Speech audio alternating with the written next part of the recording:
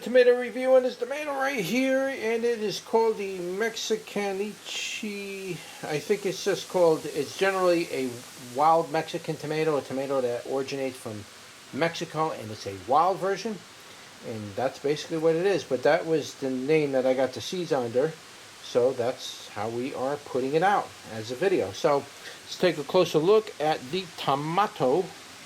Tomato. It's all the same, right? Tomato right there.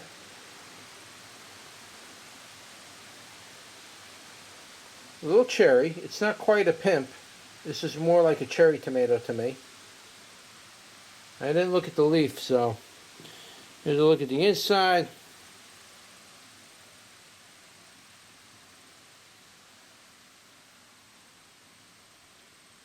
Alright, that's it. And I would weigh this. I'm not going to weigh this only because, guys, it's what's it going to weigh? A quarter of an ounce? A half of an ounce? I'm not even going to pick that up with the scale.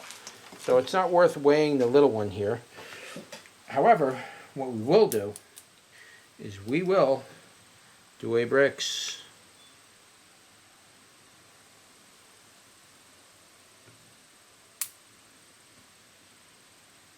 Oh, it's a 6 on the bricks, guys. 6 on the bricks. Let's squeeze that and give that a go. I'm going to get some seeds out of there. Now, as far as the production of this tomato was pretty good, actually. It's a pretty heavy producer. There's a lot of tomatoes out there.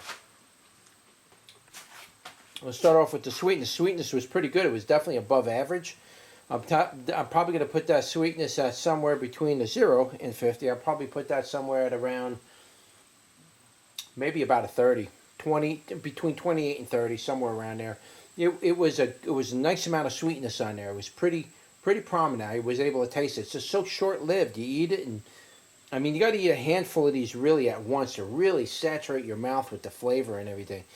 I just don't have enough tomatoes ready right now, but what I can't say is the sweetness was definitely up there. Like I say, between 28 and 30 would be a good number for that. The tanginess was about, I'd say, 33 to 35. It was somewhere around there. It was definitely a little bit higher than the sweetness, so it was a good contrast between the two. The sweetness that comes in, you can kind of pick it right up in the beginning.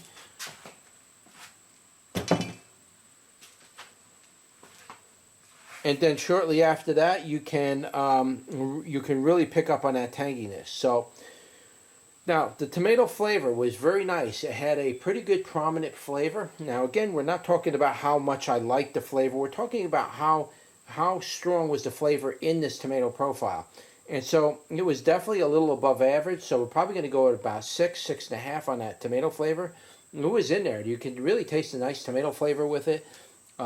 It wasn't like a mild flavor or effect. It really hit the back of the tongue, and it's really worked together very well with the sweet and tang. It was really nice. So we'll go at about a 6.5 on that tomato flavor, which it did have kind of a unique flavor, but that's something else. We'll maybe put that under the undertones.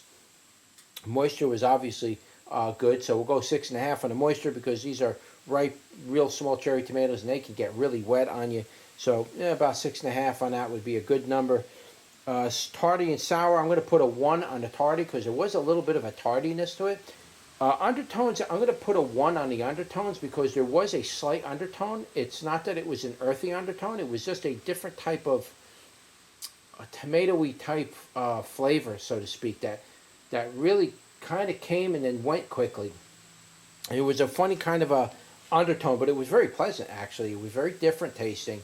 Almost maybe you could say slight fruit taste or slight berry taste. The texture was, we're going to put that at average, maybe a little bit above average. Texture was very nice. Skins broke up with the rest of the flesh pretty evenly, so that was pretty good there. And then as far as production goes, I'm going to go above average. I'm going to go with about a 6.5 on the production because it's producing quite a bit of these little tomatoes. And so how do I rate this tomato from a 1 to a 10, and 1 being the highest? I'll rate this tomato at about a 3. There's a link below, and it'll take you right to the page, and you'll be able to buy seeds as well for this tomato. All right, so that was it. That's your tomato review for the Mexican wild tomato. Don't forget to like, share, and subscribe, and I'll see you on the next one. Take care.